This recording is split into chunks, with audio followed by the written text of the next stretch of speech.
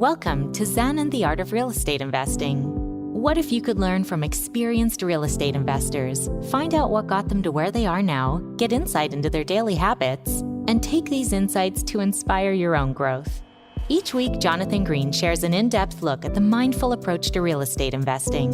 Jonathan is a lifelong real estate investor, advisor, and coach, as well as the founder and team leader of Streamlined Properties. Whether you're looking to start from scratch, get to the next level, or just for a straightforward and honest approach to real estate investing, Jonathan seeks to provide a free mentorship program you can take with you anywhere. Now, here's Jonathan. Thanks for showing up for our next century full of episodes as we hit episode 201 today with my guest, Ken Gee of KRI Partners. Now, KRI Partners are involved in multifamily investing since 1997, and their KRI 360 investment system provides the roadmap to maximizing risk-adjusted returns. We're talking passive real estate investment, investor education, and helping their clients achieve financial independence. Let's get to Ken. This is episode 201 of Zen and the Art of Real Estate Investing with my guest, Ken Gee. Ken is the founder and managing member of KRI Partners, a real estate private equity and investor education firm. He has more than 26 years in the business. He's getting close to my years in the business. He is also formerly, and probably still, a CPA, a commercial lender, and a real estate broker. Ken, welcome to the show. Thanks so much for having me. Yeah, it's always good to talk to someone who's been in the market through cycles, because the newer investors don't understand that you can just hang out and wait. Over your 26 years in the business and in all different facets of the business, what was the toughest time? Because we're in an odd time now. Yeah. 2008, 2009 was far more difficult. It was. I agree. That was tough. Yeah. But we did okay. We did okay. We didn't lose any money. We didn't lose any buildings. I'm thrilled because a lot of people, as you know, a lot of people lost a lot of things. And I think we're seeing that now as well. Let's just hover on 2008 for a bit before we get your full background. Sure. Why, in terms of your buildings, were you guys good during 2008, and why would you, of course, maintain that now as well? Yeah. So what caused the problem in 2008 was the lack of the availability of debt. And a lot of people had debt maturing at the wrong time. That was a big problem. The other problem they had, remember, 2008 was bad because of the financial crisis, but I want you to remember what came before that, and nobody ever talks about this. I think it was Katrina was the hurricane that wiped out all the stuff in the Gulf. Now, we had not at that time owned anything in Florida yet.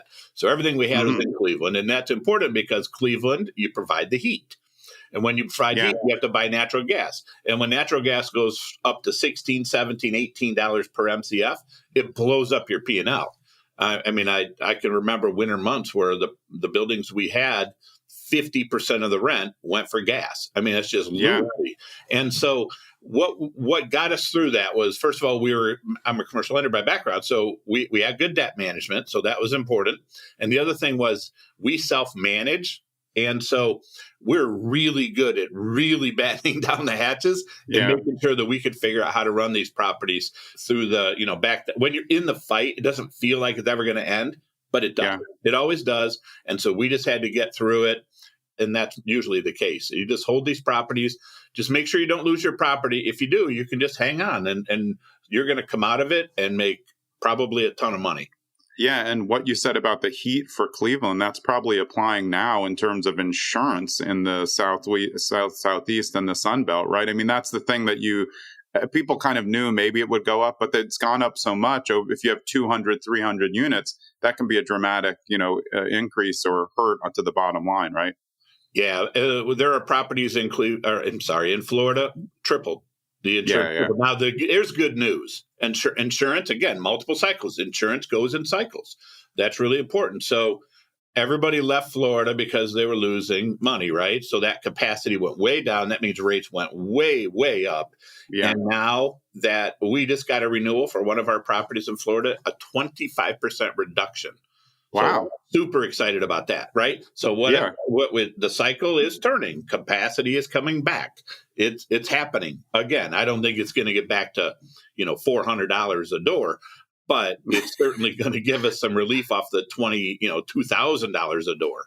Yeah, no, I think that's going to be very encouraging for a lot of people, because all we've heard, especially in the national, is always doom and gloom no matter what side you're on. But Yeah. it's always been increasing, insurance increasing. And of course, we just had more storms. But yeah, I think that will help people. Well, let's pop back to how you got started. When was the first time when you were growing up that you thought real estate was going to be something you were going to participate in as an adult? Yeah, so it wasn't until late 90s. So I grew up in Toledo. I'll just give you the quick story Yeah, so that it makes please. sense. Otherwise, it won't make sense.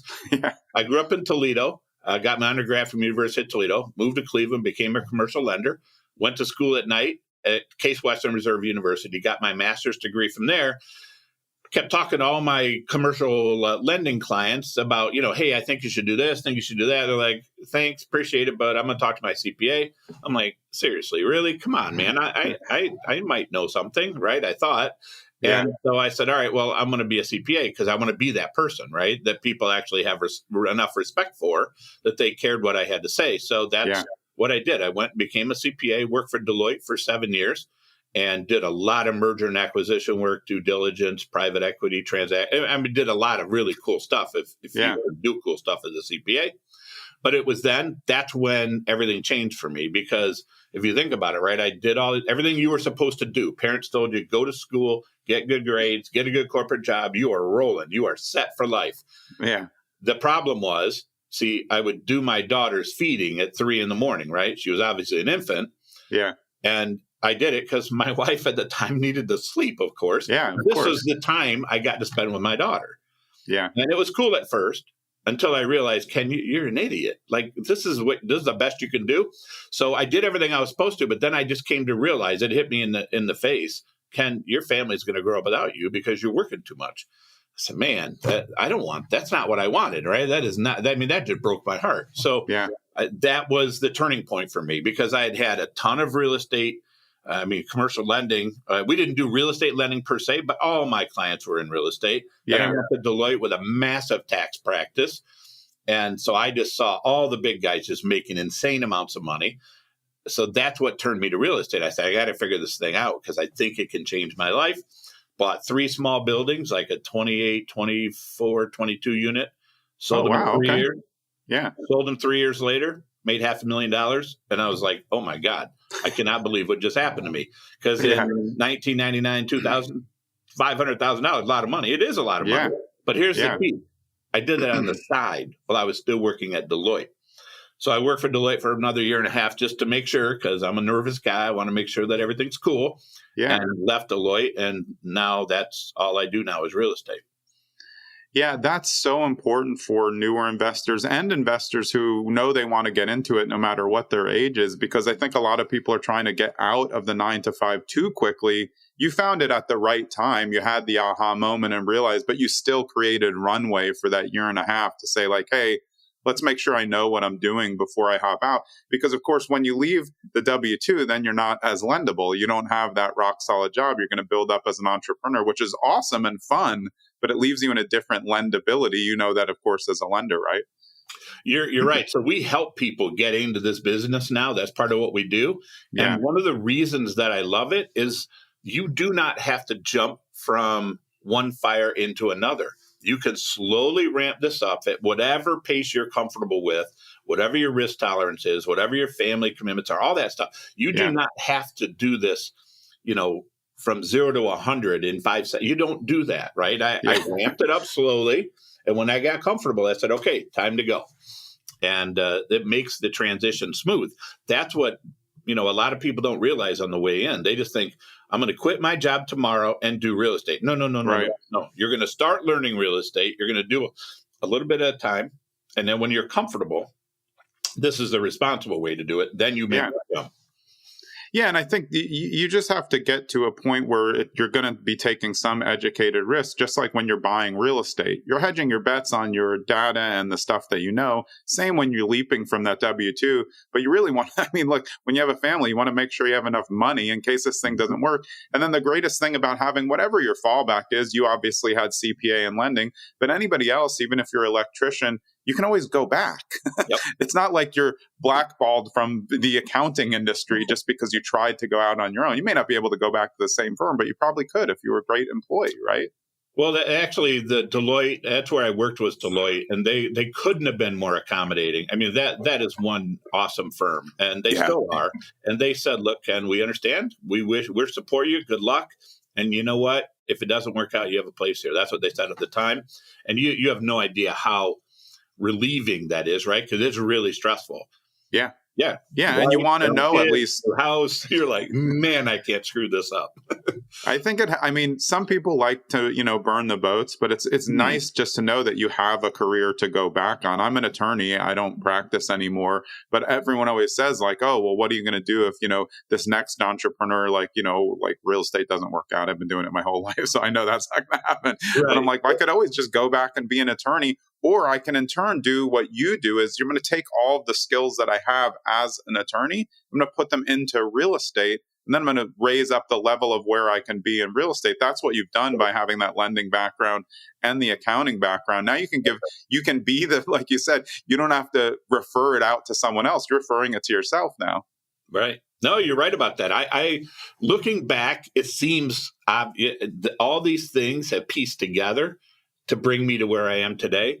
The funny thing is when you're on that journey, because you don't really know where it's going to lead you, you don't understand it. But now looking back, I mean, that's 5 years as a commercial lender helped me understand how banks view the world. Being a CPA, I mean, that just helped me understand the whole financial side. Now, here's the funny part, because most people that get into this business, they are the electrician, the house flipper, the person who's, had a couple of you. If you ask me to go fix a leaky toilet, like I might be able to change a flapper, maybe. I can't. but you don't want to see. I mean, my maintenance guy early on, I said, I'll do the kitchen. It was like really hard, 12-inch self-stick tile. That was a joke, right? It's not hard. 8 hours later, the guy walks into the apartment. He's like, "You're still here?" I said, "Well, yeah, this takes a long time." He's like, "You're an idiot. I would have been in and out of here in 2 hours." He says, He says, "All you're doing is the kitchen. Like, are you kidding me?" So, I had no clue what I was doing. So everybody's going to bring their own skill sets. And now I hire in the stuff that I don't have.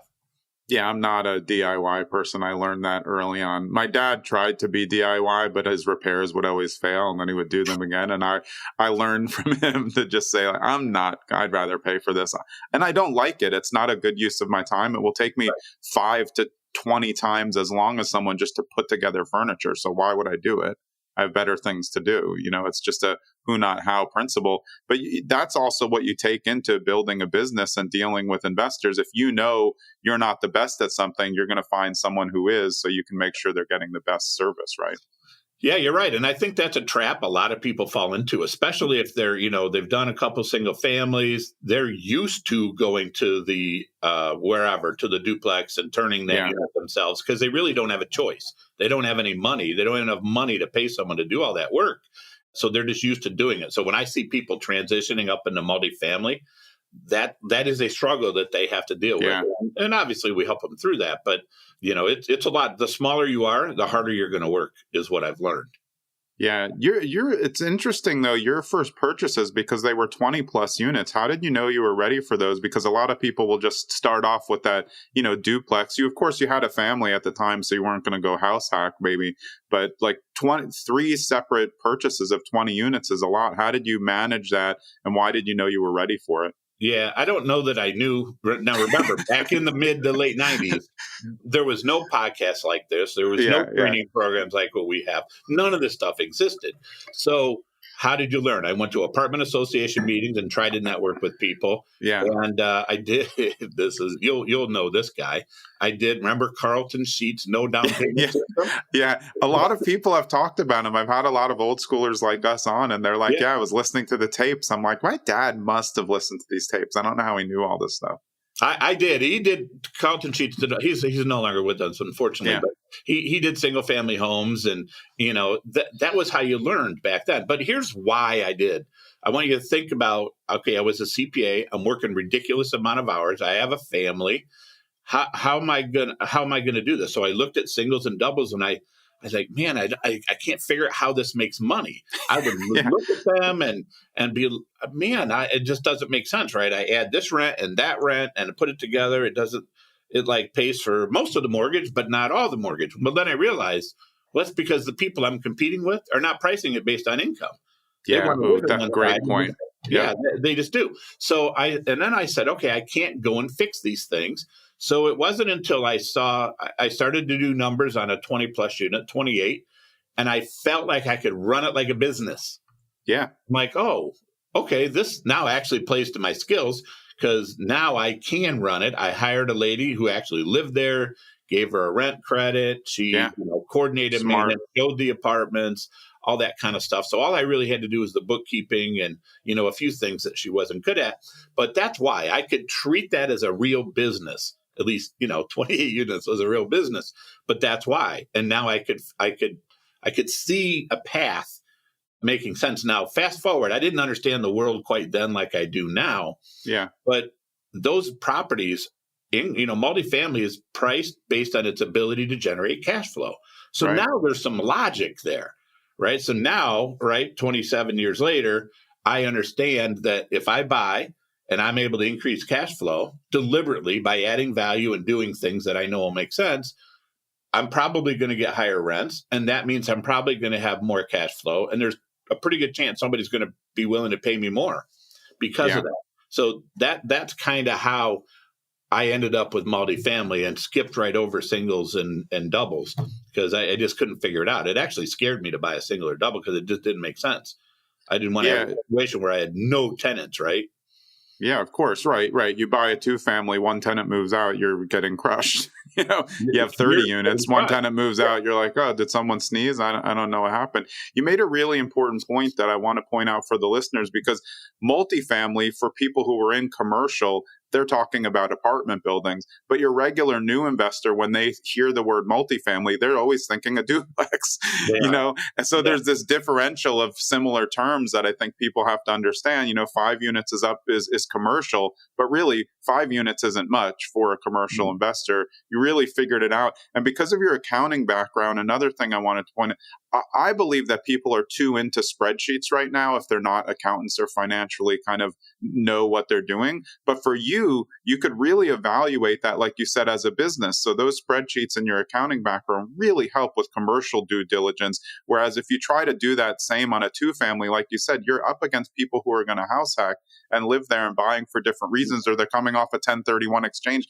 They don't care how much they pay. They have to dump the money in. Right. No, you're not wrong. That's what I want people to do when they learn this business.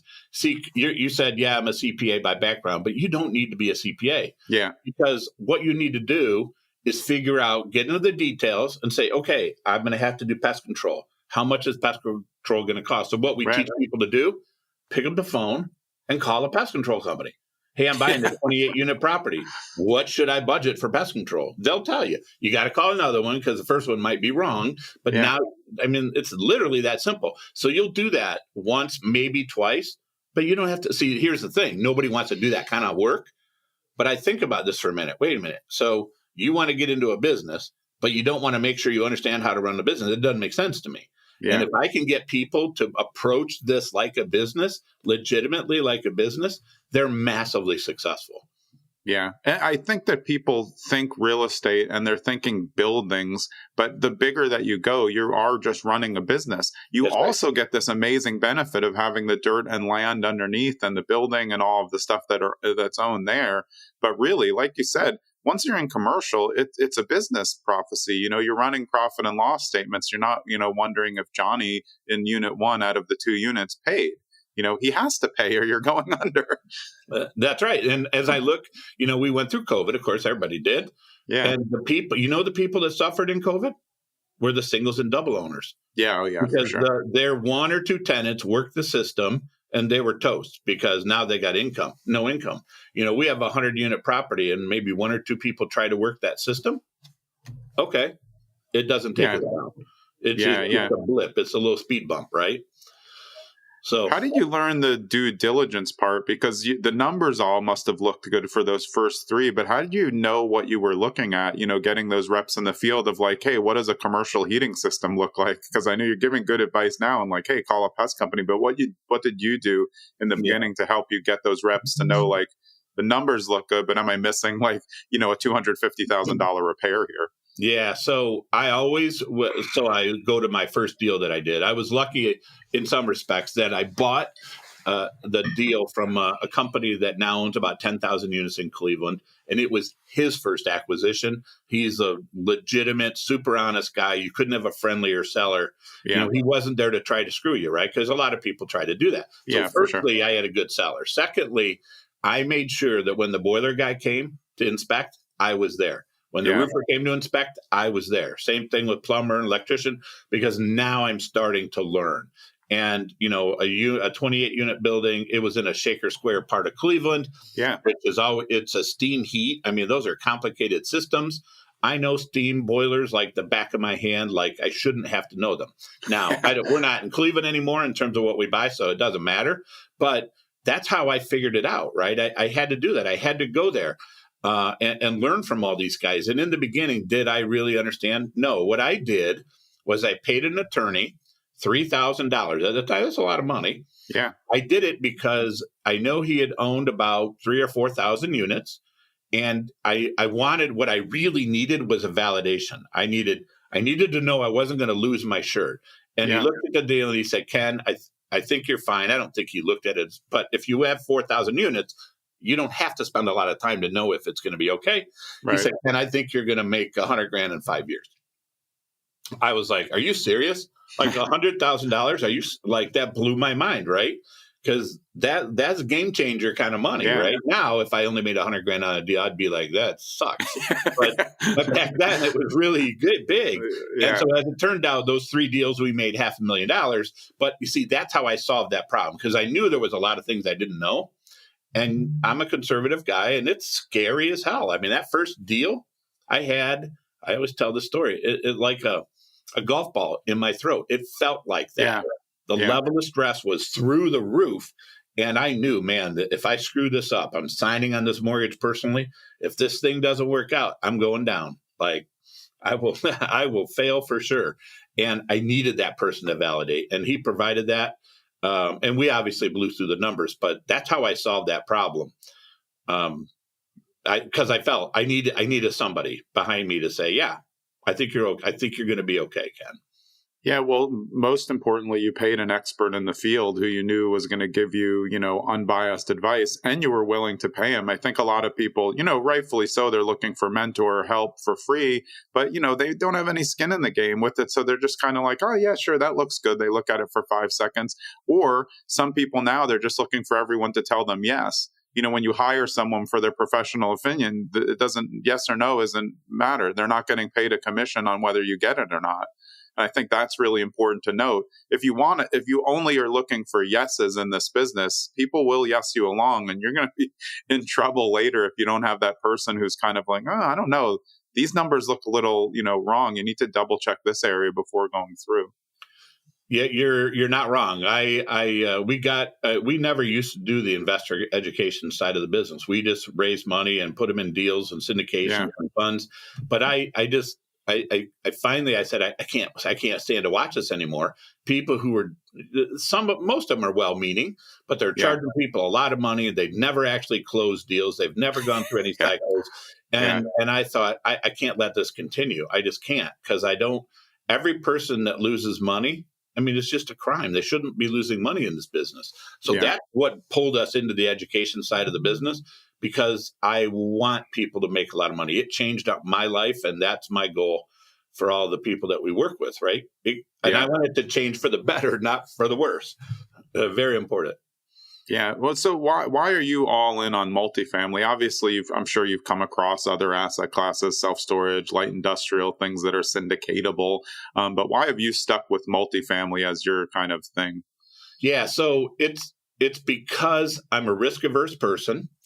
And when I think about the asset itself, I can't figure out how to make it so nobody needs a place to live. Yeah.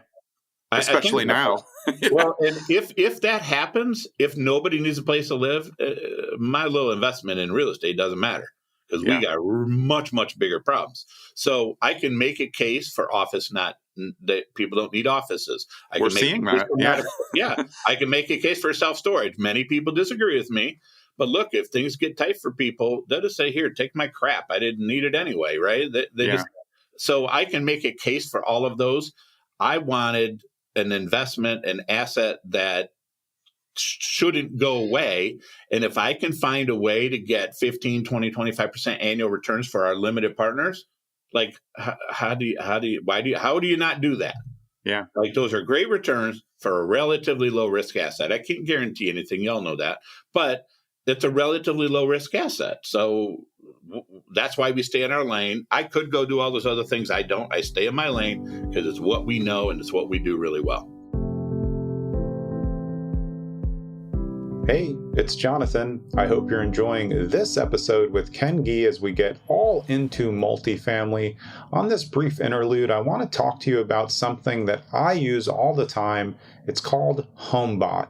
Now, I can give this to you for free. It's not going to cost you anything. You don't need any special codes, and you're going to be able to do two separate things, actually a lot of things. But if you're a homeowner, you're going to be able to track your home's value. It's going to send you an update every single month. It also calculates your equity, so you know when you can break that off and invest in another rental property.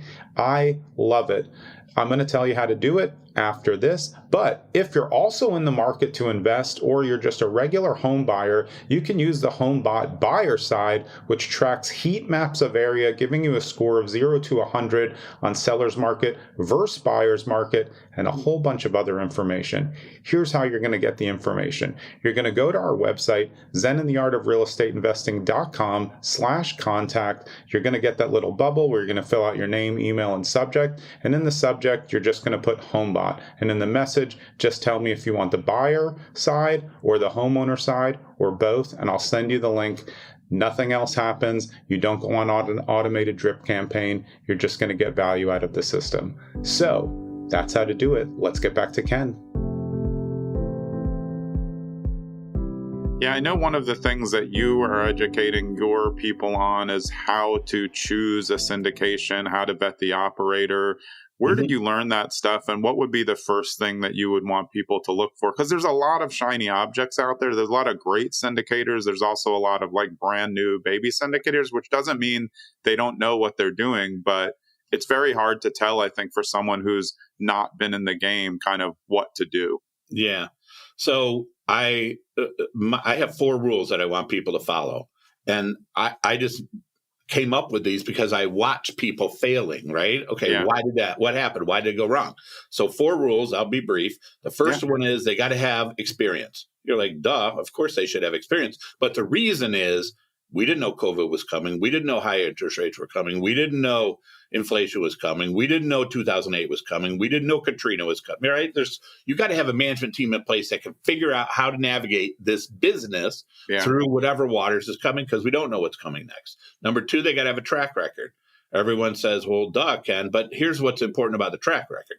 The track record needs to be not only acquiring properties, but going full cycle on them. Right? We've done 19 deals, gone full cycle on 14. Our entire track record is on our website. So now you can see that I actually bought, ran, sold, made money. Okay, that's important, right? Because if nobody went full cycle, how do you know those properties are doing okay? Third, they need to be transparent. That means with their reporting, if somebody has a question, they call my cell phone. I answer the question. We do real deal webinars. It's basically an investor update. We're doing one in a couple of days. They're on Wednesdays, not every Wednesday, but every 4th Wednesday, something like that. And it gives investors an opportunity to ask me questions directly. And then finally, you need to make sure that the firm that you're investing with puts you first. And that's a little harder for people to figure out because you got to read the documents. Yeah. But basically, it's you need to ask yourself, is it possible for that sponsor to do really well and you not? Yeah. And the best way to look at that is the fee structure. Like our fees are 1%, 1%. I mean, they're extremely low. Our split is 80-20. I mean, nobody goes any lower than that. And so if instead you've got somebody maybe that's newer in the business, doesn't have a track record, they're charging a 3% acquisition fee. You see what I mean? Now you're like, wait a minute, these guys they need these fees. Yeah. They need these fees to put shoes on their kids' feet, right? See, that's the difference. So you need them to put you first. And just because all those fees come off the top, that's the most egregious thing people do is they just fee these things up. And by the time they're done, there's nothing left for the investor. They're not, and I don't want that to sound like they're not well intended because they usually are. Yeah. But if you follow those 4 rules, every time I see somebody fail, they broke at least 1 or 2 of those rules, almost always. So that's how I developed those rules, just from watching the world. Yeah, what's so interesting about this for people who are listening who've never invested in a syndication is like none of those have anything to do with the actual asset. The asset comes much later. You're vetting the company and the process and the data that goes behind, like you said, how many deals have gone full cycle. And that's what I think is interesting about the class, because then once you verify the operator and then you invest in one, the goal is just to stay in it for both sides. You're going to take it, you're going to go full cycle, get a snowball, and then roll the snowball bigger on the next one. So so for you guys, as somebody who's an operator, you want to keep the same people in the deals. And for me, I want to stay in this with the same company. Hey, we did great on that one. Like, let's just do it again. That's the easiest thing to do, right? Yes, that is exactly right. And look, it takes a lot of time to build up enough trust for somebody to hand you $100,000. I mean, that's a lot of money. Yeah. They work their ass off for that money. And, when you're right, when you do one deal, they're going to take a little for their reward, right? Yeah. And then they're going to reinvest it. And if you're in my chair, that helps us grow. We've actually reached the point where we don't syndicate anymore. So syndication is when you find the deal, then raise the money. We flip that around because syndication is a very stressful thing to do. But we have enough experience now that we raise the money in advance. And then we go use that money in the bank to go to the market and say, Mr. Seller, Mr. Broker, I've already raised this money. In our current fund, we have like $15 million to deploy. Yeah. Well, brokers take you very seriously when you have $15 million in cash and you want to spend it. And so now it has really helped us in a big way get deals that we would have had to have paid up for them before to outbid the other syndicators, so to speak, right? Yeah, that's important. I had just talked about this on a recent show, the difference between funds and syndication. Funds, people are investing in the company and letting you deploy into the assets that you think are viable. It could be multiple assets. A lot of times it is. It's multiple assets into one fund. And the syndication is that one deal. You're getting an address, 123 Main Street, that you're investing in specifically. And they're both interesting. But like you said, the funds gives you as an operator much more leeway. You're holding the money, waiting for something to come, and then investing into that. And those people are getting a standard rate of return on that instead of what, sometimes can be standard for syndication, but it depends on if it's a build out or, rent ready. Yeah. We only buy cash flowing assets. So, you're getting cash flow right out of the gate with us. It's interesting. It's harder to raise money in a fund environment, right? Because the perceived level of trust, right? For an investor to say, here's my money, you go invest it. Right, you figure it out. But what's interesting when you think this through, remember my 4 rules? The 4 rules apply whether it's a syndication or a fund manager. Yeah. You're still trusting that guy or gal to make good decisions, right? Because most investors, they can say, okay, I can see 123 Main Street. I can look at the picture. It's a pretty picture. But they don't really usually know if it's a good deal. So it's only a little marginal level of trust that people need. And it's mostly them internally, right? Some people just like to control those decisions. But the reality of it is you need to trust no matter who you give your money to at the same level. At least that's my belief. Yeah. And I mean, look, you've been in the business more than 25 years. When we boil it down, everyone that I talk to, we're all agreeing to the same. This is a relationship business. The real estate is the asset that we're, trading and working on. But if you don't have good relationships from the time that you start, you're never going to get any deals, and and no one's going to trust you. You're not going to be able to build that up. But the more that you do spend time on relationships, the easier, especially in large scale commercial, it is to get deals, because people forget that finding commercial assets, it's not like you do residential, like you just go on Zillow and see what's out there. That's not how commercial 180 unit buildings trade. Like, they're not on Crexy. They get on Crexy when they can't sell it to all their people who they already know, right? That's right. Yeah. That's right. So you can imagine, I mean, we're one of the first people they call. Right. They know our buy box, and they just know.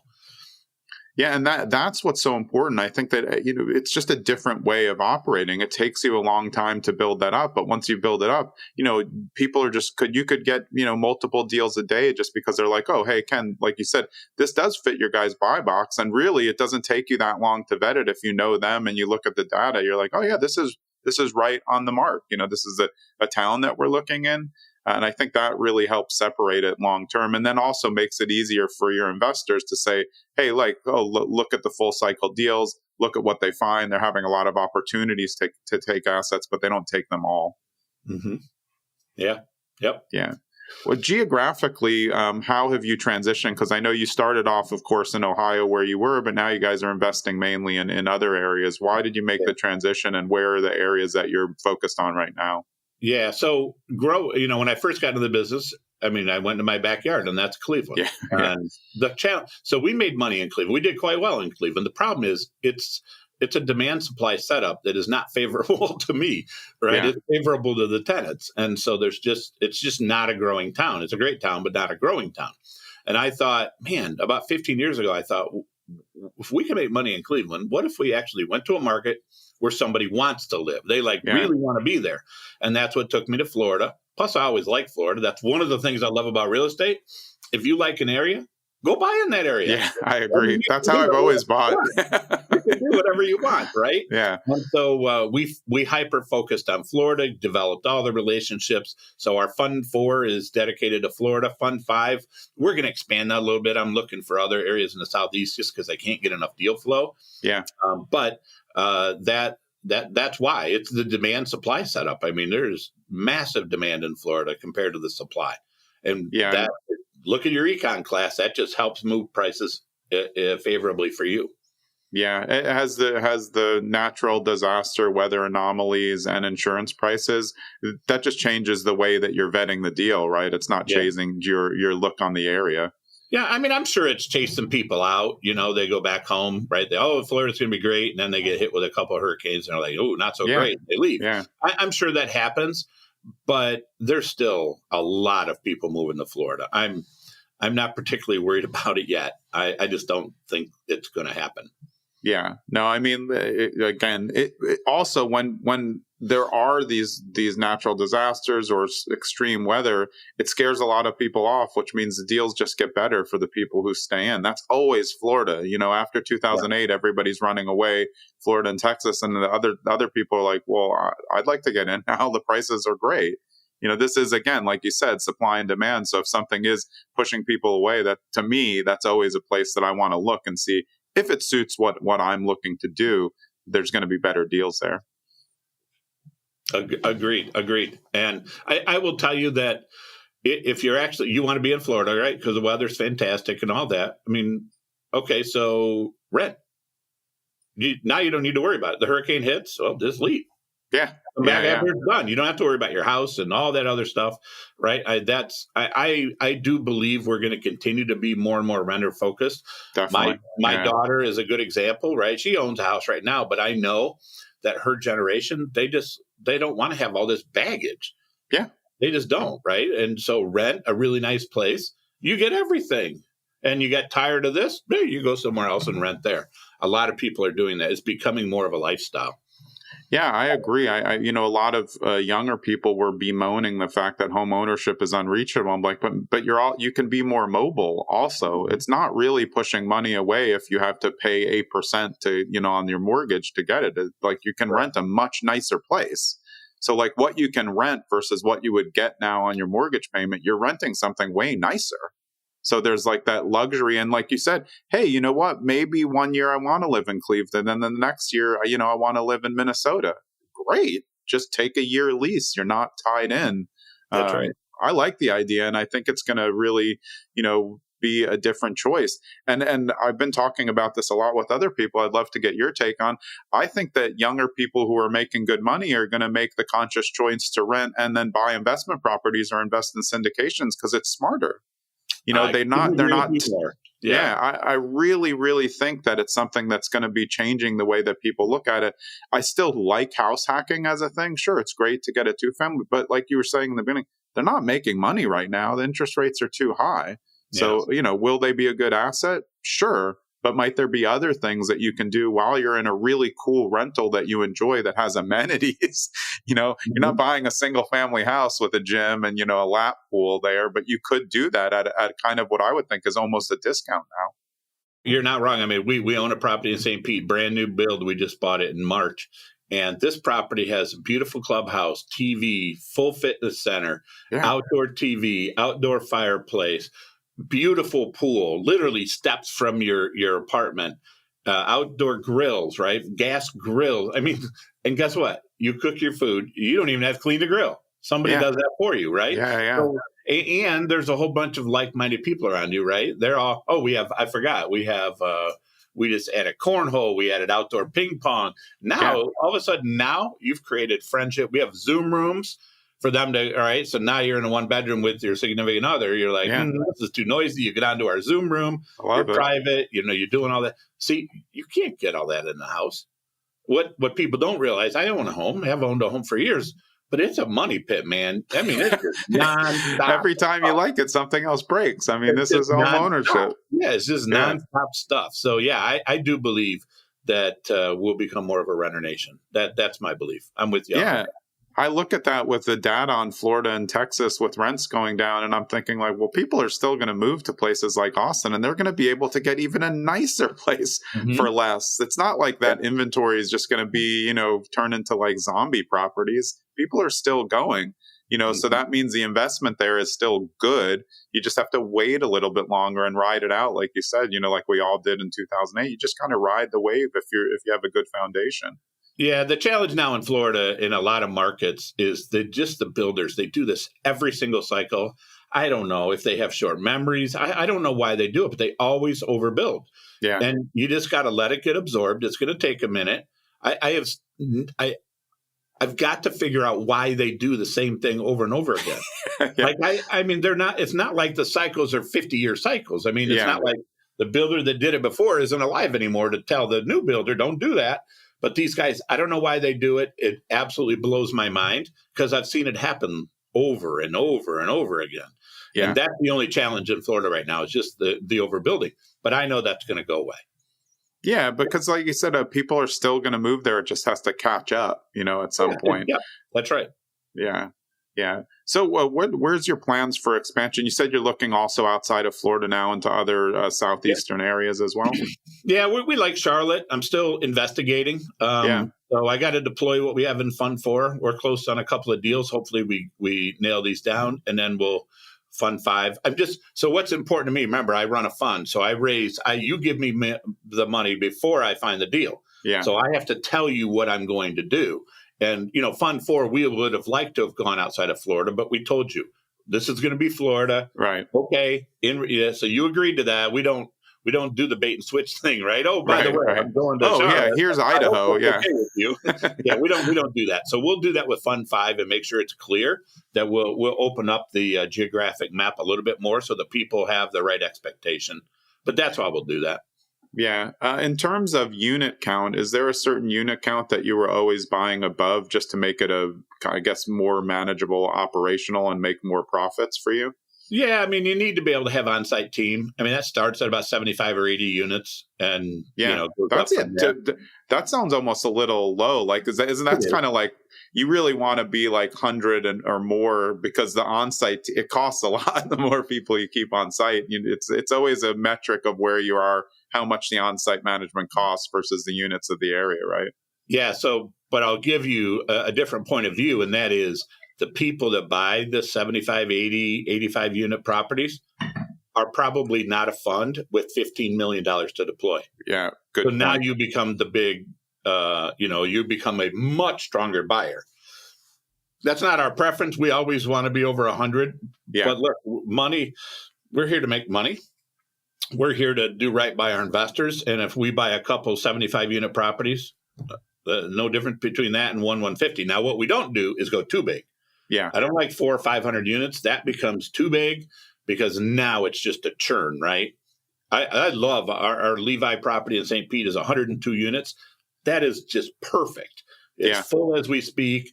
It's easy to fill up. It's not a grind. I mean, that's the perfect size.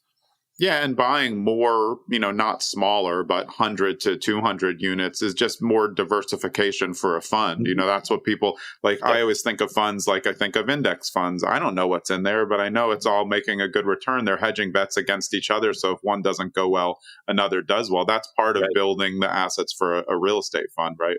That's exactly right. Yep. Yeah. And I think that's something that people need to look at as an option as well. I've been saying this a lot. Those new investors, again, who they're going to rent, they have making good money, but maybe looking at funds is a better idea than trying to do a house flip on your own, because it's just like you don't have the time. And these are things that I think are going to change the dynamics of how people invest in real estate, because it always looks cool to flip houses until you do it. And then no matter how many I've done, there's never a time where I don't hate it. I love it at the end because I love the aesthetics of it. But when you're doing a flip, especially if you're doing it on more units, it's awful. It's fun and terrible on every single day. Yeah, we have a lot of people that we help make that transition from singles and doubles into multifamily, and they describe the exact same thing. It's a job. I mean, it's a hard job. And there's a lot of risk. What I don't like about the singles and double market is that lack of predictability in sale price, right?